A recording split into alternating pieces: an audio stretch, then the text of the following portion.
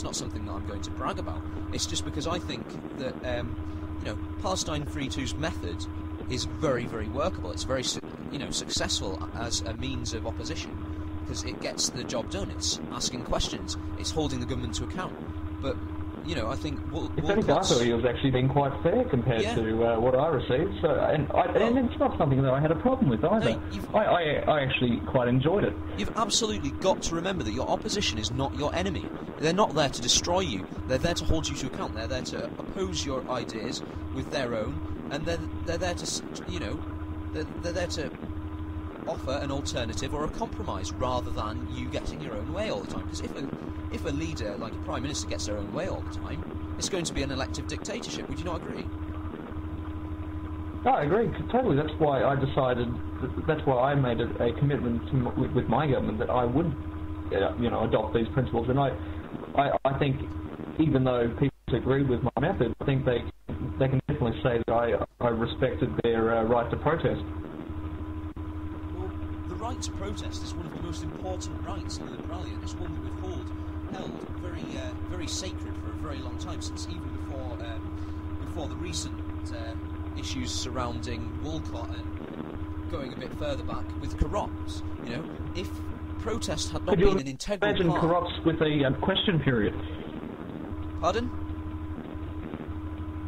Could you imagine what would have happened if we could give Carrops the question period treatment? I don't think it would have gotten as far as it did. I think we would have had one less bad page in our history, I doubt you'd have had the whole debacle around the Moisenerad issue and Kasabian. I certainly doubt you'd have had the issues with where you'd gone to war with various UNFR regions, and I doubt that Carrops would have gotten away with various other schemes around the rumours around Lazarus, of course. And, of course, certainly, I think things would have panned out very differently. But that's how history works for you. It's hindsight, isn't it? That's the beauty of hindsight. It's always perfect. Yeah, I agree with you. Well, do you have any other points to raise? Well, at the moment, I think what Cheesy's been saying. I mean, I know we've been being quite harsh here and discussing it and pointing out bad points, but I think we've got to be fair. We absolutely must be fair about it. What he's saying is admirable. He's trying to fix the problems and he's airing his views, and I absolutely respect him for doing that. I mean, he agreed in good faith to give us this so that we could genuinely discuss it, and I think we have to be fair. We have to point out what the good things that he said. I think, as we've said already. Well, I'd like to thank Cheesy for doing that, though. Yeah. It is a shame he can't be here in person to actually give us, talk to us about this. But absolutely. I think that was... Absolutely. Well, he says, right near the beginning, our Prime Minister is an important figurehead in our region. We should and should represent everybody. That is definitely true. Whether they voted for him or not, the Prime Minister should represent them. Which means the Prime Minister should be willing, in the more extreme cases, to compromise. He shouldn't compromise on his views or his rule, but he should definitely, over things where certainly there is a hung Parliament on issues, he should be willing to compromise.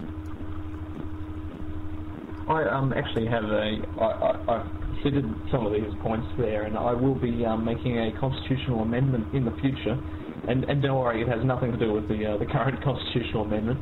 If people smelling conspiracy theories there, but I hope that will address some of these issues, because I agree what he's saying, but I think we need to just do a bit of moulding of our present system so we can make it more workable, and so we can deal with the stability and the more respectful issues, but also have the political fun. Because at the end of the day, I think we've got to realise that it's a political game, and if most people who play, well, at least in the Parliament section, this is what they genuinely enjoy, and I know I do, and it's fun.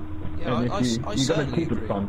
And that's actually the reason why I joined Liberalian, was because it was the closest thing I found on nation states that had a working Parliament. I wanted to experiment and have fun with it, and I've had a great time, and I think I've definitely shaped the system, but we all have them.